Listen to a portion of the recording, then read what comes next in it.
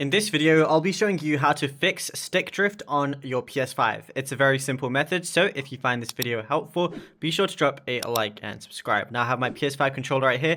Let's say you have stick drift. So there's a few different things we're going to go ahead and do to fix this. The very first thing is on your PS5 console, what you want to do is press your PlayStation button. Then go over all the way to the right and you're going to see accessories as one of the options. Then go to your DualSense wireless controller, then go over to controller settings. Now over here, you want to make sure that your device software is completely up to date. If it's not up to date, that could literally just be one of the reasons why your controller has stick drift. So you want to make sure it's on the latest version whenever you're going ahead and playing the game.